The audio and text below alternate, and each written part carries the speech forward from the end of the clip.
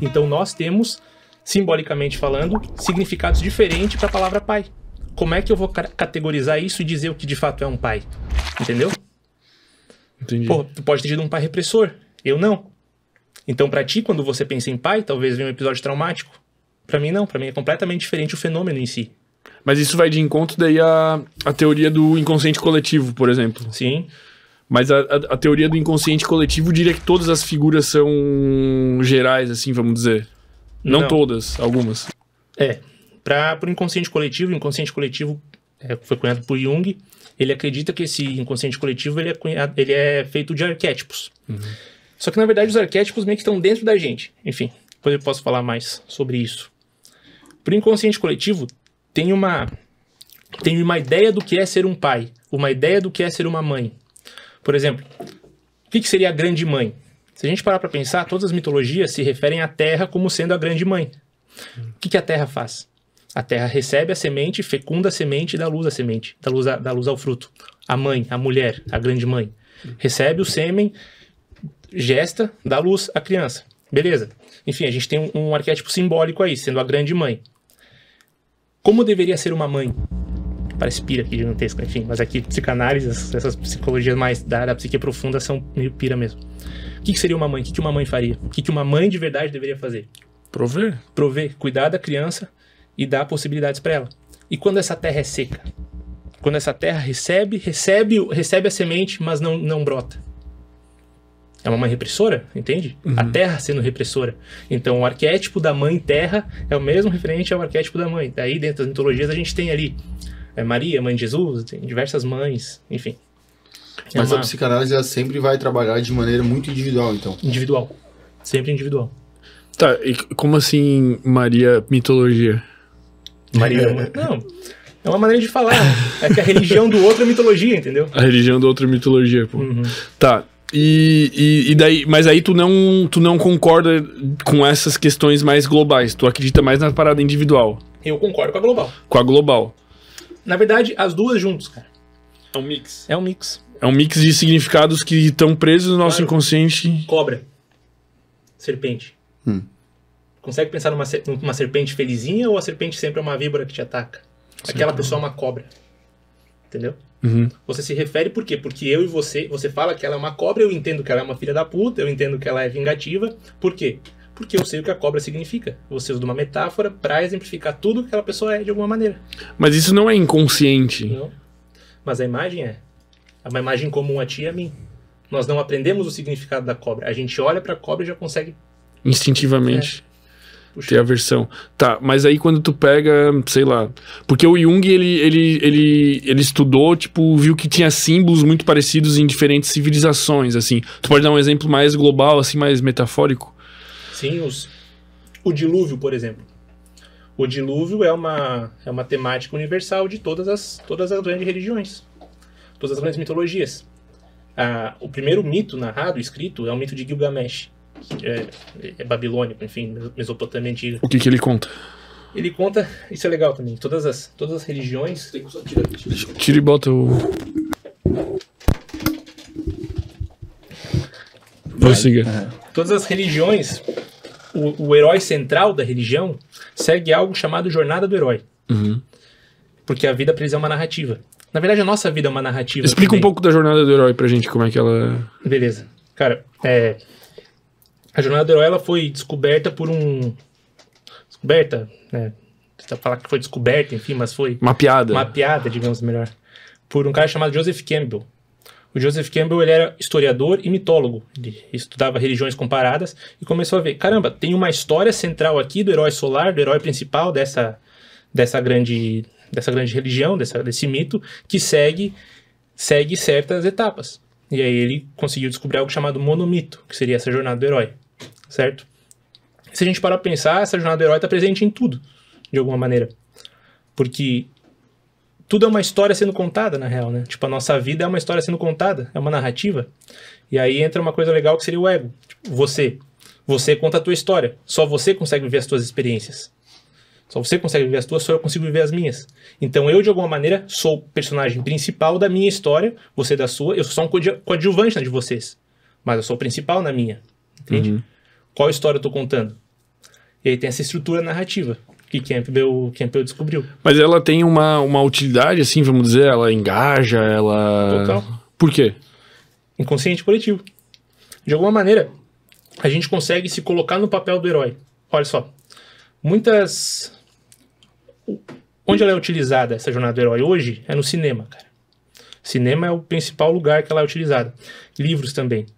A gente se identifica com o filme porque existe um fenômeno chamado projeção, a gente projeta a nossa personalidade na personalidade do herói, do personagem principal daquele filme. A gente tem essa projeção, a gente se coloca no lugar dele e a gente começa a vivenciar essa sequência. Essa sequência é muito massa, isso pode ser aplicado em diversos lugares, cara. A jornada do herói. Você está no mundo comum. Teu mundo normal, algo que você conhece, pode chamar de zona de conforto se quiser. Acontece algo, você recebe um chamado para sair desse lugar, para sair desse mundo comum, para ir para aventura. Você é chamado para aventura. Você recusa essa aventura, você recusa esse chamado. Você encontra alguém que te inspira a ir para o chamado, para aventura. Você aceita, você atravessa o primeiro limiar. Você faz amigos que estão com o mesmo foco que você. Vocês começam a se preparar para um grande problema que vai acontecer. O problema chega. Vocês vencem o problema, recebem a recompensa. E agora está na hora de começar a voltar para o mundo comum de novo, com aquele problema resolvido, para contar para as pessoas que ficaram como resolver esse problema. Basicamente é isso. Pensa no cinema. Bom, o herói está lá, acontece algo, ele tem que ir para resolver esse problema. Um dragão aparece e vai destruir. Então ele, não é comigo. Sim, é contigo, vai lá e resolve. Ele vai, encontra pessoas que já passaram por esse problema, consegue resolver e volta, salvou a tribo. Só, cara, pensa não necessariamente no cinema. Pensa na tua vida em si. Sei lá, pensa no vestibular, por exemplo. O melhor exemplo é o vestibular, na real. Você está no terceiro ano do ensino médio, seria o mundo comum. Todos teus amigos estão falando, e aí, o que vai fazer de faculdade? Fazer administração, fazer psicologia, fazer... E você não sabe direito o que fazer. Você, não vou fazer vestibular, não quero fazer isso aí, não quero fazer faculdade, não é pra mim. Beleza, você tá no mundo comum, você recebe o chamado vestibular, você recusa. Só que aí, um dia chega um palestrante na tua escola ou alguém e fala pra ti sobre, vou dar meu exemplo aqui, sobre psicologia. Começa a falar de psicologia. E aquilo, psicologia parece massa, cara, quero cursar. Você conheceu o mentor e agora você vai entrar, você aceitou o chamado para começar a cursar psicologia. Você vai fazer um vestibular, que seria o guardião do limiar. Você vai ser aprovado ou não nesse vestibular? Você vai passar ou não? Depende. Tá, você passou. Agora, as pessoas que você conhecia lá naquele mundo antigo, elas continuaram lá de alguma forma, mas você precisa fazer novas amizades.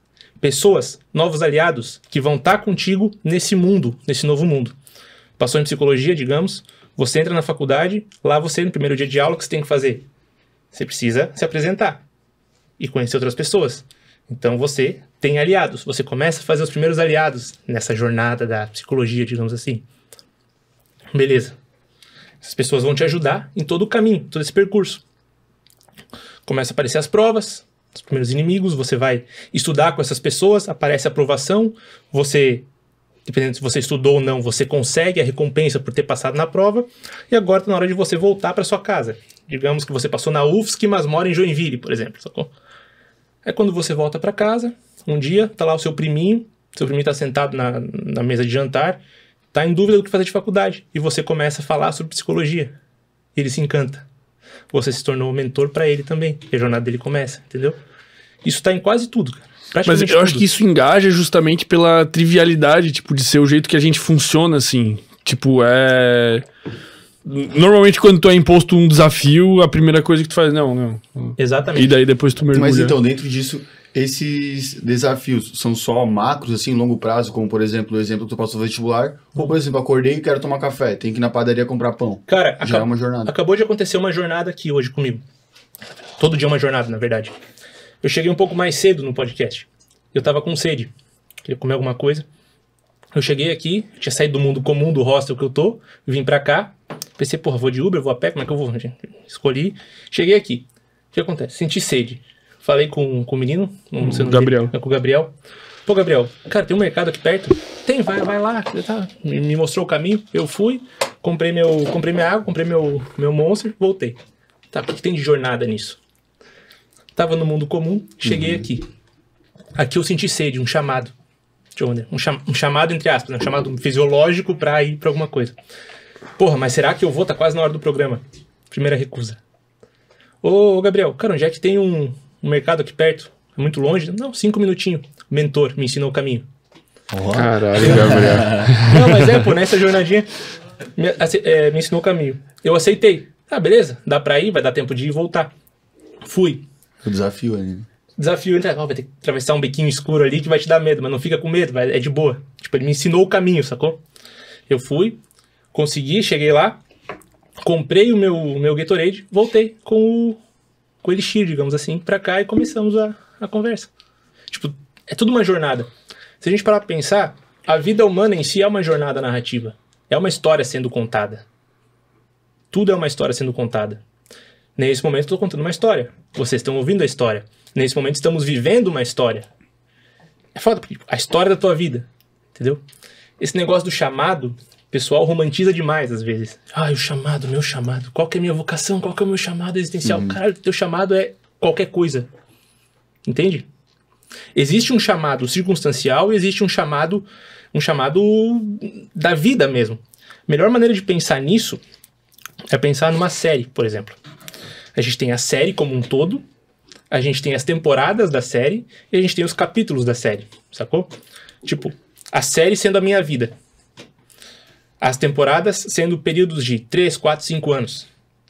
Os capítulos sendo o dia, o mês. Cada um tem sua resolução. Cada um tem sua resolução, cada um tem uma microjornada em si. Mas tu não acredita nessa coisa assim... É porque esse inconsciente coletivo, esse arquétipo, depois tu tem que contar o conto babilônico lá, pra gente não perder. Tá, ele tem uma questão mística, ou tu acha que não? Tu encara isso de maneira literal? Cara, eu encaro... Isso é uma visão minha que nem psicanalista vai gostar, nem terapeuta cognitivo vai gostar. Vai se fuder com todo mundo vai te odiar. Beleza. Mas o inconsciente coletivo é algo fisiológico e biológico. Por quê? Nós partimos da mesma gama de DNA, da mesma gama fisiológica. Nós partimos... Olha só, já sonhou que tava caindo alguma vez? Já. Já? Acho que todo mundo já sonhou que tava caindo. Por que o sonhar que tá caindo dá tanto medo? Cara, a gente é desenvolvido uma espécie, né, basicamente, que a gente vive como minídeos, como macaquinhos na evolução das espécies, onde estar na árvore era um lugar seguro. Se você caiu, já era. É esse medo da queda, entende? Então isso tá, de alguma maneira, enraizado a nível genético na gente também, esse medo. Existem alguns tipos de inconsciente. Existe o inconsciente individual, para Freud, existe o inconsciente coletivo para Jung, mas tem um inconsciente no meio termo, que é o inconsciente familiar, de Lipuzzondi. O Lipuzzondi não é muito estudado no Brasil. Ele fala do inconsciente familiar, ele fala, por exemplo, que os medos dos nossos antepassados, da família, acabam influenciando nos nossos medos de hoje, de alguma maneira. Então, sei lá, teu bisavô foi um empreendedor que faliu. Você não conheceu teu bisavô. É como se aquele medo de empreender continuasse enraizado em ti de alguma forma. Como? Mesmo você não tendo conhecido. Esse como que é difícil. Mas tu acredita nisso aí? Eu acredito que passa por descarga emocional biológica. Mas é como se... Mas daí tu não entra na teoria, sei lá, como é que é? Tipo, que o cara pensa, se eu fizer uma tatuagem, meu filho vai nascer com tatuagem. Não, isso é burrice, né? Não, óbvio. Mas tipo, tem algo... Mas é tipo, de alguma forma isso. Tipo, tu passou por uma experiência na vida e de alguma maneira aquela experiência que tu passou altera o teu DNA e tu vai passar isso adiante? Eu não sei, Fermento. Ninguém sabe. Eu não sei se alguém sabe, mas eu não sei. Alguém sabe. Provavelmente. Ou não, ou tá pesquisando. Porque tem aquelas piras de fazer regressão e não sei o que, assim, mas, cara, porra, daí pra mim vira muita loucura, pô. Mas se alguém quiser vir aí falar sobre isso também, estamos dispostos. Tipo, regressão pra vidas passadas. E aí você foi Cleópatra.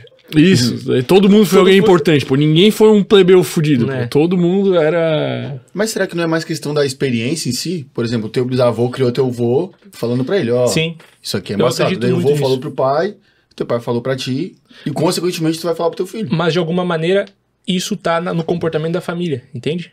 Intrínseco. Intrínseco. Então, de alguma forma, já é inconsciente. Você já toma decisões por causa dessa decisão do teu bisavô. Porra, vou empreender ou não? Ah, mas meu bisavô quebrou, então não vou. Mas se tivesse uma ruptura, né? Tu é adotado, tá ligado? Tipo, tu é coisa. Ou uma ruptura, tu vai e acaba com o trabalho. Foda-se, meu bisavô, vou empreender igual. Não, mas digo, se tivesse vamos supor, se fosse um fator genético, mesmo se tivesse essa ruptura, se perpetuaria. Né? Então, isso aí eu acho que é pira, né? Pode ser. Faz sentido. Gostou desse corte? Deixa o like, inscreva-se no canal, tamo junto.